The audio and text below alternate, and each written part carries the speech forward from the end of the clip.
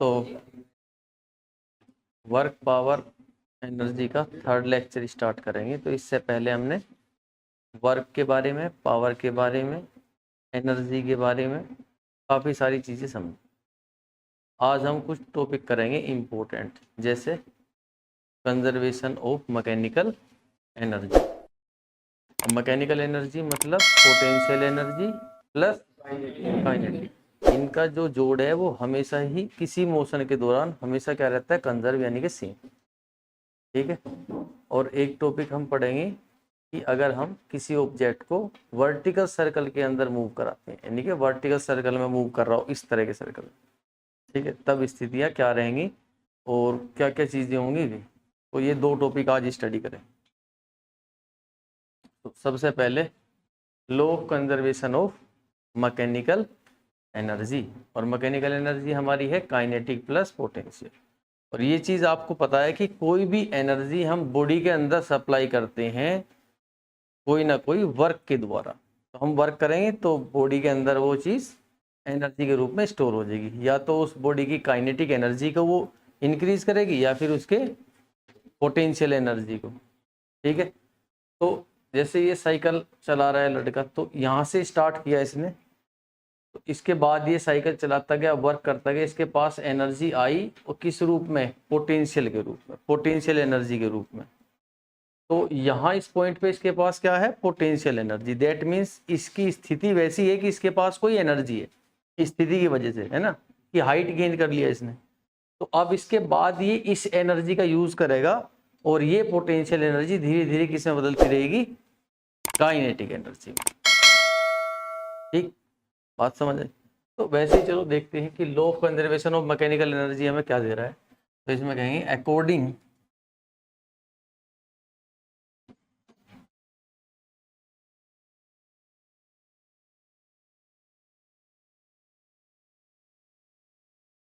according to the law of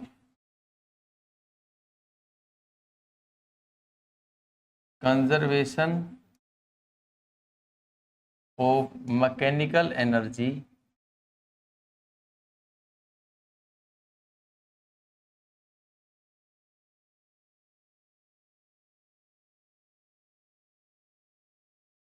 the sum of kinetic energy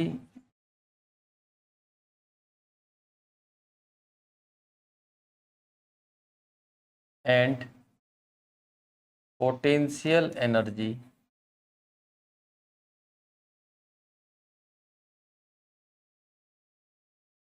of a body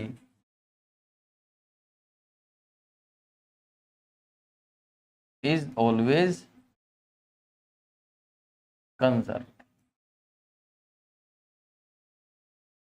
वो हमेशा क्या रहेगी, conserve रहेगी। यानी कि मैकेनिकल एनर्जी जो हमारी होती है, ये होती है kinetic energy plus potential energy, और पूरे मोशन के दौरान ये चीज हमेशा क्या रहेगी, कंजर्व या कांस्टेंट। एग्जाम्पल के लिए कि अगर हम एक कंसीडर करें कि हमारे पास क्या है, एक पेंडुलम। अगर मैं इस पेंडुलम को इस स्थिति में यहाँ लेके आऊं और रिलीज कर दूं, तो ये इस और इस पॉइंट के बीच में ओसिलेट करता रहेगा। ये वाला पॉइंट इसका क्या है, मीन पोजीशन। मीन पोजीशन वह पोजीशन होती है जिस पोजीशन के आगे पीछे टू एंड फ्रो मोशन चलता रहता है। तो इस पोजीशन से कभी ये बोब आगे जाएगी, कभी पीछे, तो ऐसे ओसिलेट करता रहेगा। यहां जब ये होगा तो इसकी काइनेटिक एनर्जी जीरो। जैसे जैसे नीचे आता रहेगा पोटेंशियल एनर्जी जीरो, और सारी की सारी पोटेंशियल एनर्जी यहाँ केवल क्या होगी, पोटेंशियल एनर्जी होगी। क्योंकि जब ये यहाँ है इस पॉइंट पे, तब सरफेस से इसके पास केवल क्या है, हाइट, और वेलोसिटी कितनी है, जीरो। तो ये वाली पोजीशन, ये है इसकी एक्सट्रीम पोजीशन। जब वो ऐसे गया, तो यहाँ गया तो जाके रुका ना एक बार, तो रुका तो वेलोसिटी जीरो होगी। Velocity zero, that means kinetic energy zero. तो पोटेंशियल एनर्जी तो है, क्योंकि इसने क्या अटेन किया, हाइट। तो एक हाइट अटेन किया, पोटेंशियल एनर्जी है इसके पास। यहाँ से जब ये नीचे की तरफ चलेगा तो इस पोजीशन पर हाइट 0, मीन पोजीशन पर हाइट 0, और सारी की सारी पोटेंशियल एनर्जी किस में चेंज होगी? काइनेटिक एनर्जी में, क्योंकि इसके पास यहाँ पे वेलोसिटी होगी और सबसे ज्यादा वेलोसिटी होगी, तो सारी पोटेंशियल एनर्जी यहाँ किस में चेंज हो चुकी होगी? काइनेटिक में। फिर इधर चलेगा, सारी काइनेटिक किस में चेंज हो चुकी होगी? ठीक है, पोटेंशियल एनर्जी में। फिर सारी पोटेंशियल एनर्जी किस में कन्वर्ट हो चुकी होगी? काइनेटिक में। और इस प्रकार, लेकिन इन दोनों का सम करेंगे, टोटल करेंगे कहीं भी, तो वो हमेशा क्या होगा? सेम, और वो बराबर होगा मैकेनिकल एनर्जी। तो इसका एक ग्राफ मैं ड्रॉ करूं।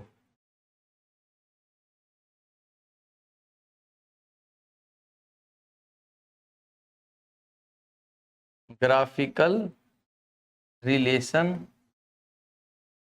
Of mechanical energy, kinetic energy and potential energy. तो ग्राफिकल रिलेशन कैसे होंगे तो वो देखेंगे। ये है सपोज,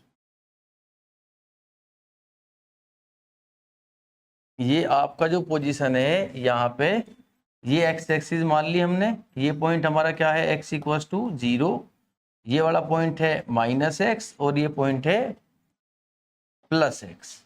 तो जब वो -x पोजीशन पे है तो उसके पास काइनेटिक एनर्जी मैक्सिमम है, जब +x पे है तो काइनेटिक एनर्जी मैक्सिमम है, सॉरी पोटेंशियल एनर्जी। यहाँ पोटेंशियल एनर्जी मैक्सिमम है, यहाँ भी पोटेंशियल एनर्जी मैक्सिमम, क्योंकि इसके पास हाइट है, वेलोसिटी 0 है, काइनेटिक एनर्जी 0 है। इस पोजीशन पे काइनेटिक एनर्जी कितना? 0, पोटेंशियल एनर्जी कितना? मैक्सिमम। इस पोजीशन पे काइनेटिक एनर्जी कितना? 0, पोटेंशियल एनर्जी कितना? मैक्सिमम। इस पॉइंट पे क्या है? मीन पोजीशन पे पोटेंशियल एनर्जी 0 और kinetic energy maximum, mean position. ये मान लिया कि ये हमारी क्या है? Mean position. ये पोजीशन है -x और ये पोजीशन है +x। एक ग्राफ ड्रॉ करना है, ठीक है। और ये वाली जो लाइन है ये है एनर्जी, ये एनर्जी है, ठीक है। ये वाली लाइन क्या है? एनर्जी। तो ये ग्राफ ड्रॉ करना पोजीशन और एनर्जी का। तो अब सबसे पहले ग्राफ बनाते हैं किसके लिए? पोटेंशियल के लिए। तो जब हमारा पोजीशन यहाँ होगा तो पोटेंशियल एनर्जी क्या होगी? मैक्सिमम। जब हमारा पोजीशन यहाँ होगा तो पोटेंशियल एनर्जी कैसी होगी? मैक्सिमम। ये एनर्जी मैक्सिमम एनर्जी है इसके पास। लेकिन जब यहाँ पोजीशन होगा ऑब्जेक्ट का 0 पे, मीन पोजीशन है, तो पोटेंशियल एनर्जी 0 यानी कि मिनिमम। तो इसका ग्राफ कैसा रहा? ऐसा। इस पोजीशन पे ये पोटेंशियल एनर्जी का ग्राफ बनाया हमने, पोटेंशियल एनर्जी। इस पोजीशन पे पोटेंशियल एनर्जी मैक्सिमम, इस पोजीशन पे पोटेंशियल एनर्जी मैक्सिमम, इस पोजीशन पे पोटेंशियल एनर्जी 0। तो जब x इक्वल टू 0 पे था तो पोटेंशियल एनर्जी 0, जब यहाँ था -x पे तो मैक्सिमम, +x पे था तो मैक्सिमम। अब किसका ग्राफ बनाना है? काइनेटिक का। काइनेटिक में बताओ, यहाँ पे काइनेटिक एनर्जी 0, -x पे, +x पे काइनेटिक एनर्जी 0, लेकिन 0 पे काइनेटिक एनर्जी वेलोसिटी होगी, सबसे ज्यादा वेलोसिटी। तो 0 पोजीशन पे काइनेटिक एनर्जी मैक्सिमम, यानी कि यहाँ इस पे 0, इस पोजीशन पे भी 0। इसका ग्राफ कैसा होगा? ऐसा। तो ये ग्राफ किसका है? अब आप किसी भी पॉइंट पे, ये दोनों पॉइंट्स, यहाँ इस पॉइंट पे मैं देखूं, इस पोजीशन पे पोटेंशियल काइनेटिक दोनों का टोटल करोगे तो मैकेनिकल के बराबर, इस पॉइंट पे करोगे तो मैकेनिकल के बराबर, इस पॉइंट पे करोगे मैकेनिकल। ये जो ग्राफ है आपका, यहाँ से यहाँ तक जो ये लाइन है, ये लाइन किसकी है? तो पोजीशंस हमारी चेंज होती जा रही है, लेकिन मैकेनिकल एनर्जी क्या है? अपने आप में कांस्टेंट है और वो चेंज नहीं होगी। बात समझ आई? पोटेंशियल काइनेटिक में चेंज होगी, काइनेटिक पोटेंशियल में चेंज होगी। हाँ, आप टोटल करोगे दोनों हमेशा एक बराबर होंगी, और वो बराबर होंगी मैकेनिकल एनर्जी के। ये समय और पोजीशन के साथ हमेशा क्या रहेगी? कांस्टेंट। और ये ग्राफ ऐसे ही चलता रहे। क्या ये बात समझ आई? अब हमें करना है इसका प्रूफ। ठीक है, तो इसका प्रूफ करते हैं कि प्रूफ कैसे क्या है। तो एक बॉडी कंसीडर करो, suppose there is the body of mass m mass की एक बॉडी है और वो रखी हुई है h हाइट पे। ठीक है, तो m मास की एक बॉडी है जो h हाइट पे रखी, यहां से यहां तक जो हाइट है वो कितनी है, कैपिटल H। ये ग्राउंड है। जब बॉडी हमारी यहां है तो इसका इनिशियल वेलोसिटी कितना है, u इक्वल्स टू 0। ये पोजीशन हमने मान ली A, ये बीच में कहीं पोजीशन हमने मान ली B, और ये पोजीशन ग्राउंड की हमने मान ली C। तो यहाँ पे वेलोसिटी होगी, यहाँ भी वेलोसिटी होगी और यहाँ भी कुछ वेलोसिटी होगी। यहाँ पे वेलोसिटी 0 है, यहाँ वेलोसिटी सपोज कितनी है v, और यहाँ पे वेलोसिटी कितनी है v डैश। क्लियर है। जब बॉडी यहाँ है तो कितना हाइट है उसके पास h, लेकिन जब बॉडी हमारी यहाँ होगी तो उसके पास हाइट कितना होगा, सपोज यहाँ से यहाँ तक कि जो ये जो वैल्यू इसने कवर की, यहाँ से यहाँ तक जो डिस्टेंस है, इस डिस्टेंस को मैं मान लूँ कितना, स्मॉल h। तो ये जो डिस्टेंस है, हाइट जब यहाँ पे होगी तो हाइट बचेगी h माइनस h। मतलब आप अपनी तरीके से x भी मान सकते हो, कोई प्रॉब्लम नहीं। ठीक है, चीजें क्लियर होनी चाहिए कि बॉडी हमारी यहाँ है तो क्या स्थिति होगी, यहाँ पे यहाँ। अच्छा, बॉडी स्टार्टिंग में यहाँ है तो उसके पास एक h हाइट है, वेलोसिटी 0। जब ऊपर से नीचे गिरती रहेगी लास्ट तक टकराएगी तो वेलोसिटी चेंज होगी ना। तो इस b के पॉइंट पर जाने के बाद वेलोसिटी कितना v, लास्ट में जाने के बाद वेलोसिटी कितना v डैश। जब यहाँ थी तो हाइट कितना, कैपिटल H। जब यहाँ थी तो हाइट कितना, तो सपोज कि उसने डिस्टेंस कितना कवर किया यहाँ से यहाँ तक, h। मैं इसे x भी मान सकता हूँ, है ना। तो फिर यहाँ जब होगी तो हाइट कितना होगा, तो इस पूरी हाइट में से ये घटा दो डिस्टेंस कवर। डिस्टेंस कवर हमने स्मॉल h मानी तो h माइनस h, x मानते तो h माइनस x। क्लियर है।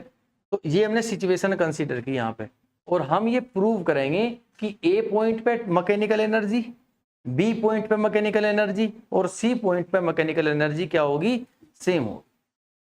ठीक है, तो consider a body of mass m placed या dropped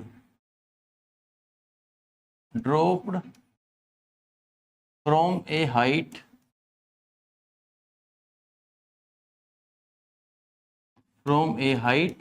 h। Now mechanical energy at point A point में मैकेनिकल एनर्जी देखनी है सबसे पहले। ठीक है, तो mechanical energy at point A जो होगा वो किसके बराबर होगा, kinetic energy at point A plus potential energy at point A. तो mechanical energy at point A that is equal to kinetic energy कितना होगा, हाफ m, और वेलोसिटी कितनी है वहां पे 0 का स्क्वायर, और प्लस में पोटेंशियल एनर्जी कितनी है m g, और हाइट कितनी, कैपिटल h। तो ये तो 0 हो गया। तो मैकेनिकल एनर्जी जो हमारी ए पॉइंट पे आई, ये हमारी आई mg h के बराबर। ठीक, ए पॉइंट पे निकाल लिया, अब किस पे निकालना, बी पे और सी पे। तो अब बी पे निकालते हैं कि mechanical energy at point B point पे क्या रहेगा, तो वही है कि mechanical energy at point B that is equal to kinetic energy at point B plus potential energy at point B. तो मैकेनिकल एनर्जी बी पॉइंट पे ये बराबर होगा हाफ m v स्क्वायर, क्योंकि यहाँ पे बी पॉइंट पे वेलोसिटी कितनी है, v के बराबर है, और प्लस में पोटेंशियल एनर्जी कितनी है mg h। कितना होगा बताओ जरा, जब बॉडी बी पॉइंट पे पहुंची तो हाइट कितना है उसके पास, अब h माइनस h है। हाँ, उसने डिस्टेंस h कवर की, लेकिन हमें तो हाइट देखना, हाइट ये है ग्राउंड से, है ना। पोटेंशियल एनर्जी आप देखोगे ग्राउंड से हाइट नापोगे, तो ये होगी h माइनस h। ये हमारे पास इक्वेशन है। इससे आगे हम तभी बढ़ सकते हैं जब हमारे पास किसकी वैल्यू हो, v स्क्वायर की। अच्छा, v का वैल्यू आपको फाइंड करना, तो देखो यहाँ से यहाँ तक इसने कितनी डिस्टेंस कवर की, h। तो डिस्टेंस हमारे पास है, initial velocity v, final velocity v हमें निकालनी है, इनिशियल कितनी है 0, तो कौन सी इक्वेशन का यूज करोगे, एक्सेलरेशन हमें पता ही है, acceleration that is acceleration due to gravity, तो कौन सी इक्वेशन लगाओगे, third equation, v square minus u square equals to 2as, तो from third equation v square minus u square equals to 2, acceleration कितना है g, और डिस्टेंस कितनी कवर की, यहां से यहां तक आने में उसका वेलोसिटी हमें चेक करना है कि यहां से यहां आई तो वेलोसिटी कितना है, तो अब ये पता होना चाहिए कि यहां से यहां तक मैं डिस्टेंस कितना कवर किया, कितना डिस्टेंस कवर किया h, तो ये 2gh, तो ये इसकी वैल्यू 0 है, तो v स्क्वायर का वैल्यू कितना आया 2gh। अब ये वैल्यू हम कहाँ रखेंगे, इस इक्वेशन में, सपोज ये हमारी इक्वेशन है फर्स्ट, तो नाउ मैकेनिकल एनर्जी जो होगा एट पॉइंट बी, ये हमारा बराबर आ जाएगा हाफ m, और ये v का स्क्वायर कितना आया हमारा 2gh, और प्लस में mgh माइनस h, ठीक है, तो 2 से 2 क्या हो गया कैंसिल, तो मैकेनिकल एनर्जी बी पे हमारा आया mgh, इसका मल्टीप्लाई इसमें करो plus mg capital H minus mgh, और इससे ही क्या हो गया कैंसिल, तो मैकेनिकल एनर्जी बी पॉइंट पे कितना आ गया फिर mg कैपिटल H, और यही किस पे था ए पॉइंट पे, ए पॉइंट पे भी इतना ही था।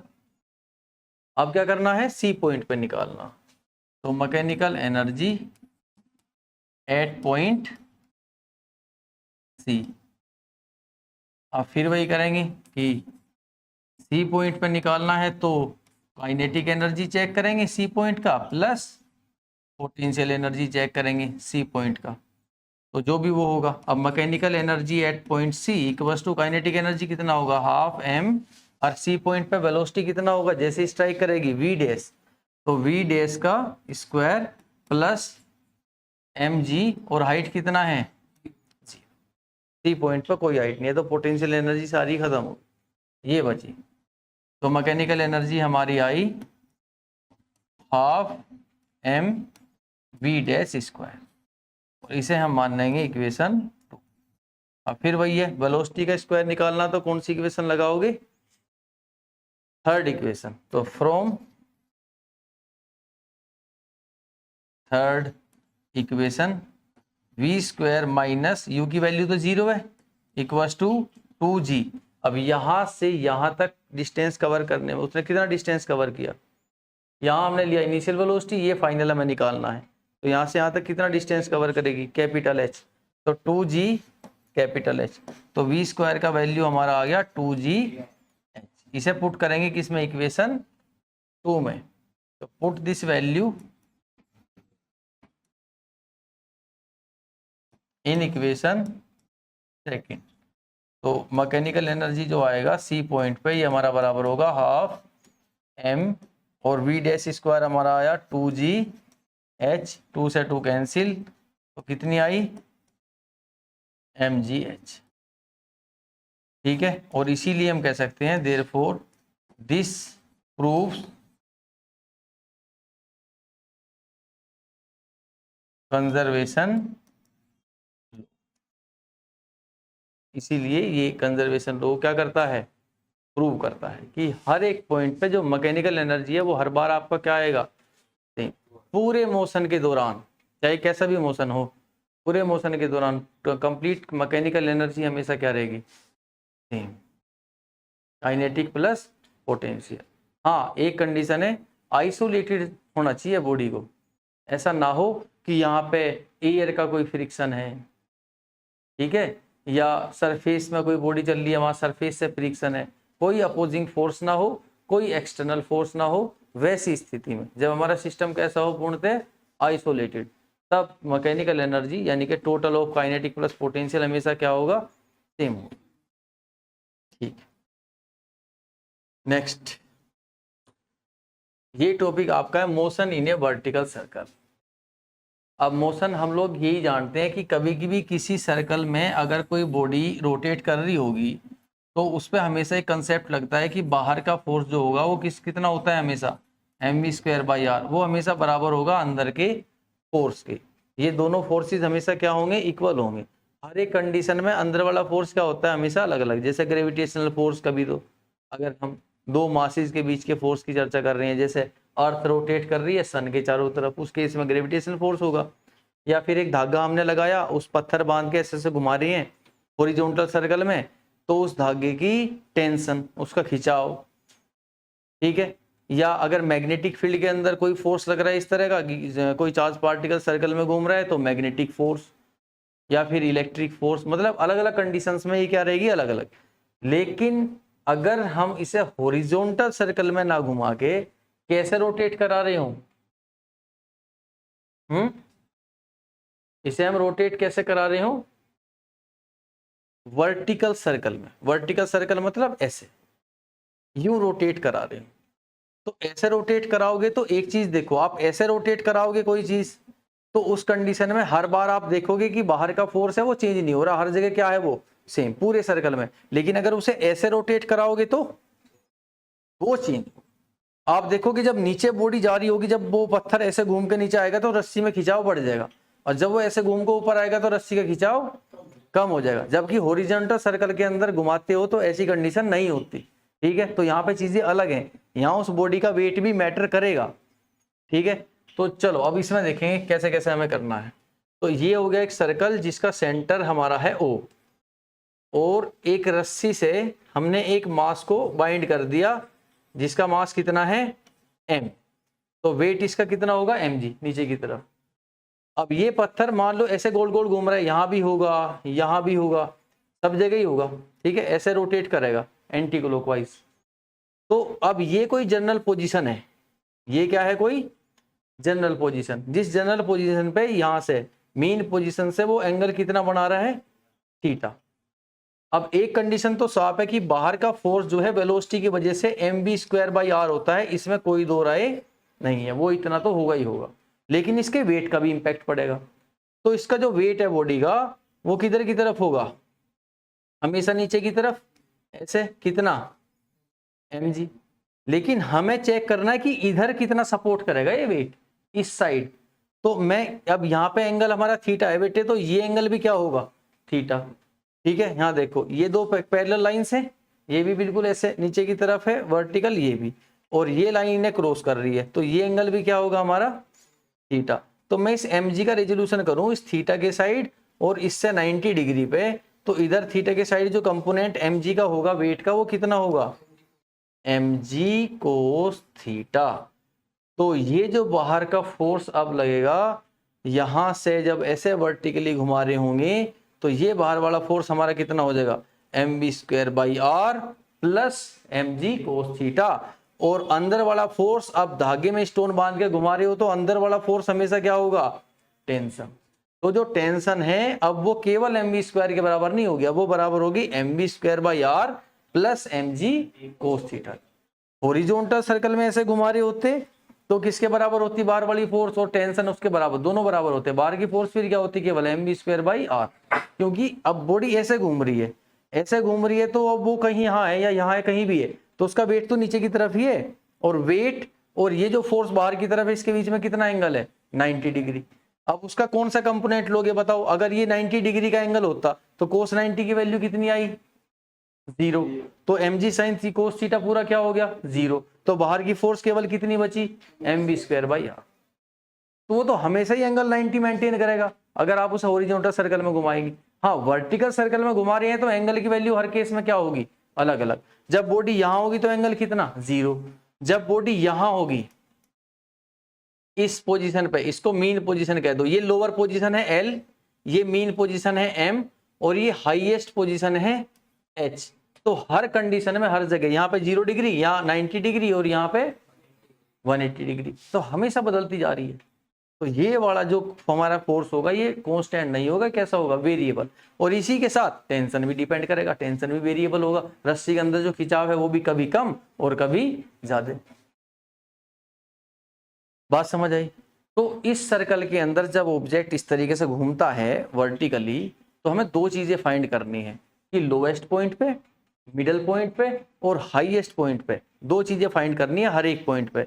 एक तो रस्सी की टेंशन यानी कि खिंचाव, हर एक पॉइंट पे कितना कितना है, और दूसरा हर एक पॉइंट पे उसका वेलोसिटी क्या है। कौन सा वेलोसिटी? Minimum velocity. अब देखो मेरे पास एक रस्सी है और एक धागा, अब मैंने उसे घुमाना स्टार्ट किया यूं, तो जब मैं उसे ऐसे घुमा रहा हूं तो बहुत कम वेलोसिटी थी, बहुत ही कम। तो क्या होगा, वो धागा यहां से यहां तक गया और सर्कल पूरा हुआ ही नहीं, फिर वापस आ गया। फिर मैंने थोड़ी सी वेलोसिटी बढ़ाई तो वो यहां तक गया, फिर वापस आ गया। मैंने और थोड़ी वेलोसिटी बढ़ाई, यहां तक गया और गिर पड़ा ऐसे, ठीक है। फिर वेलोसिटी बढ़ाई तो यहां तक जाने के बाद गिर गया।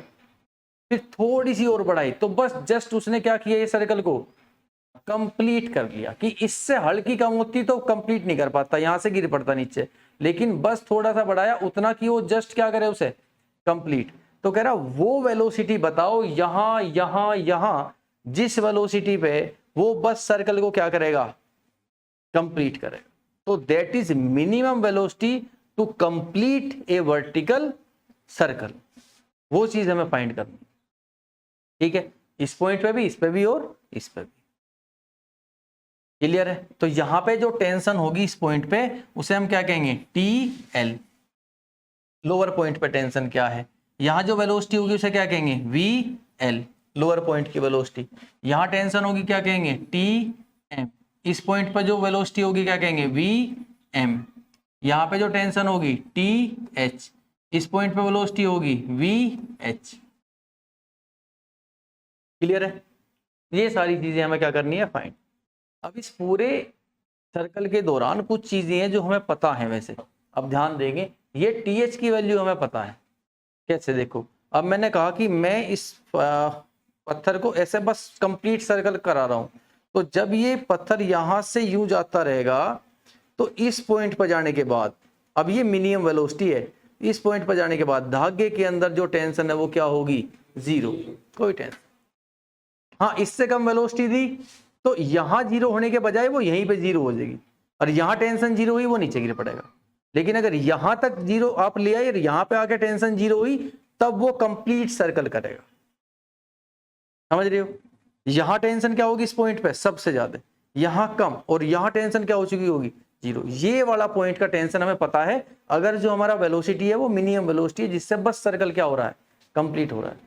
ठीक है, अब आगे बढ़ते हैं। तो मोशन इन वर्टिकल सर्कल, तो consider A mass m moving in a vertical circle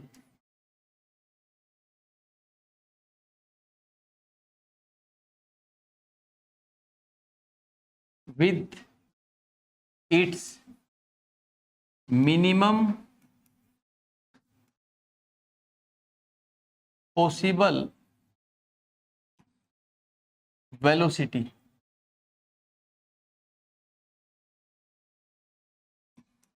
now अब बारी बारी से कुछ चीजें तो क्लियर ही है कि जो हमारी टेंशन है बेटे वो किसके बराबर होगी, M B square by R plus M G cos theta के।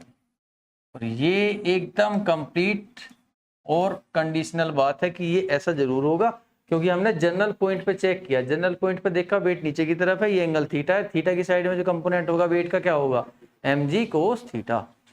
तो ये M B square by R को ये क्या करेगा, सपोर्ट करेगा, प्लस ये किसके बराबर होगा, टेंशन के। जितना भी बाहर वाला फोर्स है, ये बाहर का फोर्स है, हमेशा किसके बराबर होगा, अंदर के फोर्स के बराबर होगा। अंदर का फोर्स क्या है, धागे की टेंशन। ठीक है, अब बारी बारी से चलते हैं। सबसे पहले कौन सा पॉइंट लेंगे, हाईएस्ट पॉइंट, क्योंकि उस पॉइंट का हमें टेंशन पता है। ठीक है, सो एट हाईएस्ट पॉइंट या एट पॉइंट एच पॉइंट पर ये सर्कल का जो रेडियस है वो कितना है, सपोज आर।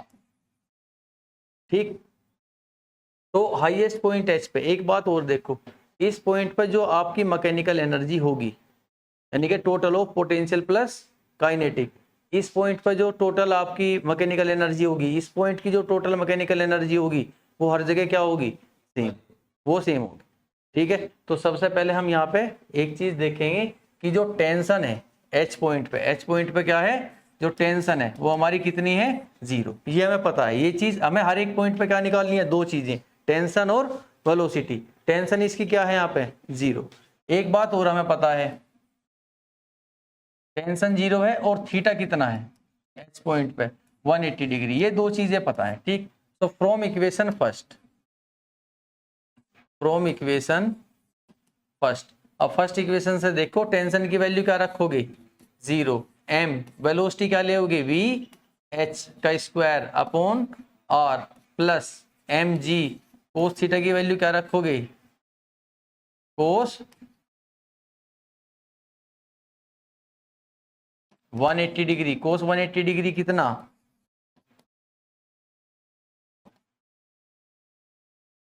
ये कितना होगा, -1। तो ये कितना आ गया, -mg। तो मैं इसे इधर लेके आऊंगा, प्लस हो जाएगा ये।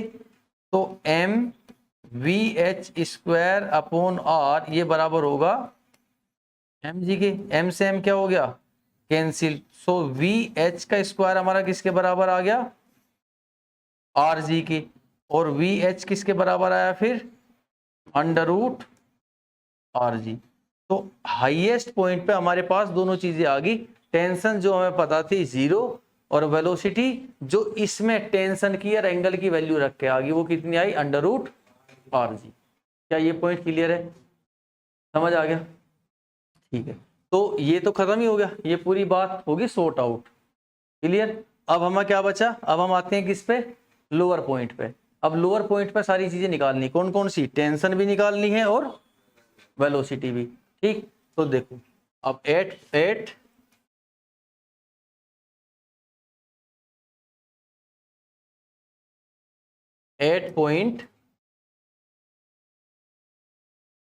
Point L.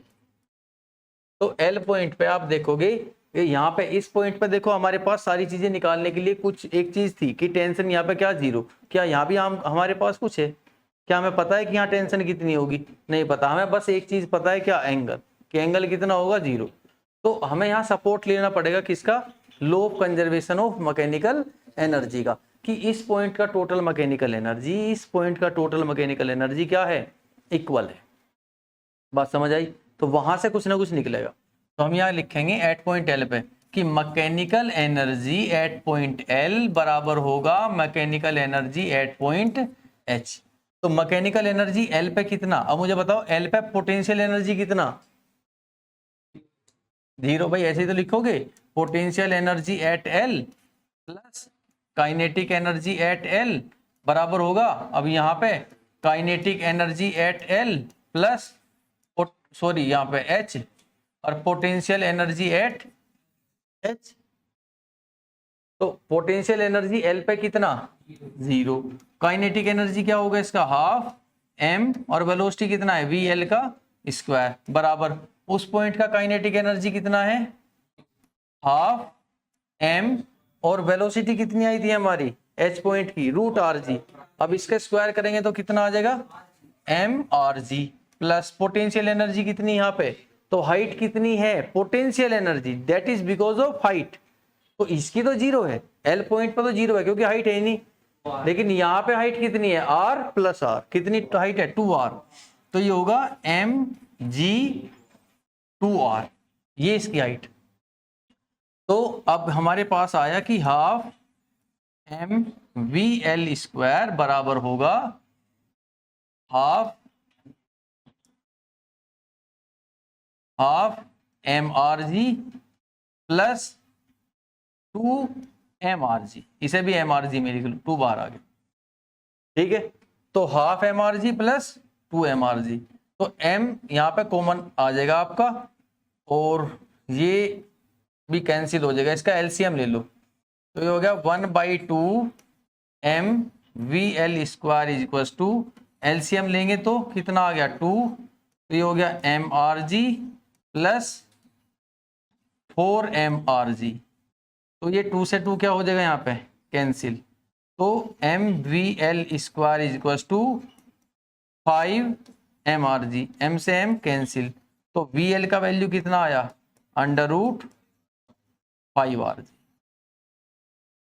ये वेलोसिटी आ गई हमारी। एक चीज तो आई ना कि कैसे आई, फिर एक बार रिवाइज करो। एच पॉइंट पे जब हमने स्टार्ट किया था कि हमें हर एक पॉइंट पे क्या निकालना है, तीनों पॉइंट पे मैकेनिकल वेलोसिटी और टेंशन।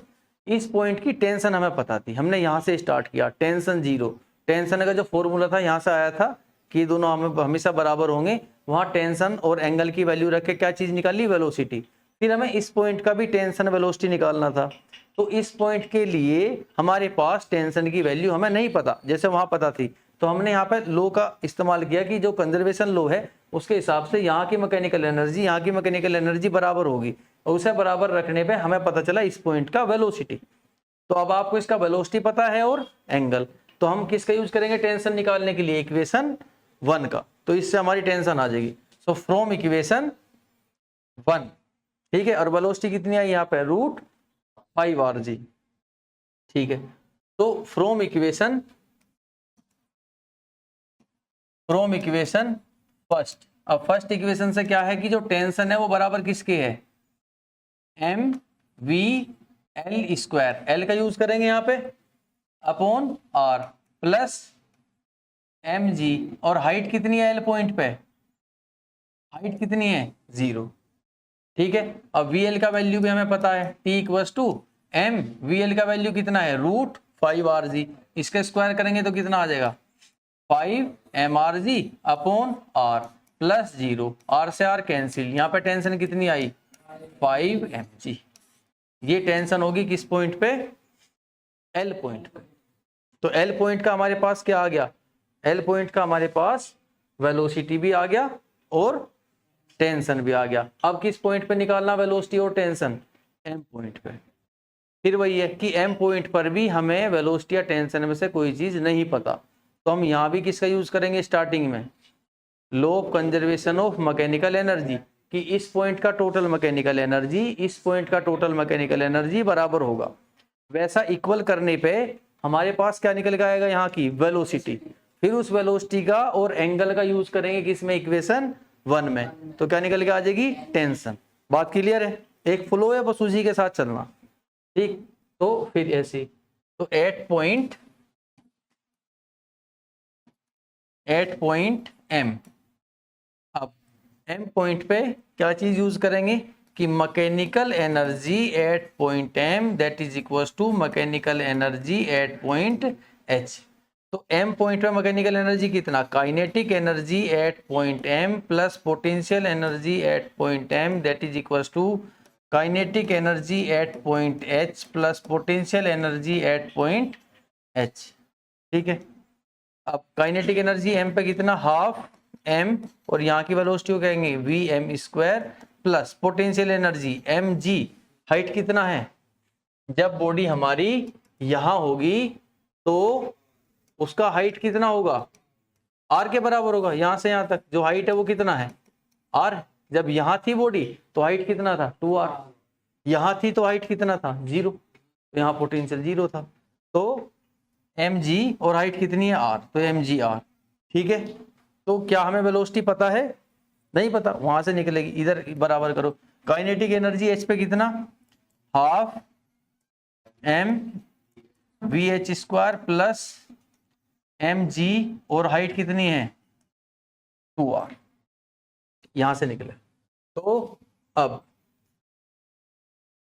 हाफ m Vm² प्लस mrg equals to half m, और वेलोसिटी कितनी भी H पे √rg, और स्क्वायर करेंगे तो कितना आ जाएगा rg, प्लस ये कितना आ गया 2mrg, ठीक है। तो हाफ mrg प्लस 2mrg, एक चीज और है, यहाँ भी तो mrg है, तो ये वाला mrg भी तो इधर जाएगा, तो कितना हो जाएगा -mrg, तो ये हो गया half m Vm² is equal to, अब इधर आके यहाँ पे ये हो गया माइनस, तो 2 में से 1 गया, कितना बचेगा 1, ठीक है। तो 1 और प्लस में 1/2, कितना हो गया 3/2, तो हम इसे लिख सकते हैं कंप्लीट 3/2 mrg, m से m कैंसिल हो गया और 2 से 2, तो Vm का स्क्वायर कितना आया 3rg, और Vm हमारा कितना आ गया √3rg, तो वेलोसिटी हमारी आ गई। अब क्या करेंगे, फ्रॉम इक्वेशन फर्स्ट इक्वेशन से हमें फर्स्ट इक्वेशन में क्या पता है कि जो थीटा है वो कितना है 90 डिग्री। इस पॉइंट पे थीटा कितना होगा 90 डिग्री। ठीक है, तो अब P इज इक्वल टू हाँ कितना होगा m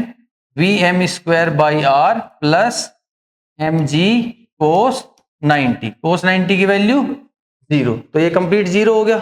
ये वेलोसिटी आपको पता ही है, रिलेशन से निकाल ली थी, यहां रखेंगे टेंशन आ जाएगी। तो tension that is equal to m V M का स्क्वायर कितना आ गया 3 R G divide by R से आर कैंसिल, टेंशन हमारा आ गया 3 एम जी। तो सारे पॉइंट्स हमारे क्लियर है। अब देखो फिर क्या क्या चीजें आई इस पॉइंट पे, लोअर पॉइंट पे जो वेलोसिटी आई वी एल कितना आया अंडर रूट आर जी, जो टेंशन आया कितना आया 5 एम जी। इस एम पॉइंट पे जो वेलोसिटी आई under root 3 R G, tension आई कितनी 3 एम जी। इस हाइट पे एच हाइट पे वेलोसिटी वी एच कितना आया under root R G, tension कितना था 0। बस ये एक चीज हमें पता थी कि यहाँ पे क्या है स्टार्टिंग में सी, और हमें सारी चीज हर पॉइंट पे निकालनी थी, सिंपल से हमने निकाला। ठीक है, बाकी लास्ट लेक्चर इसका बच गया वो कल का।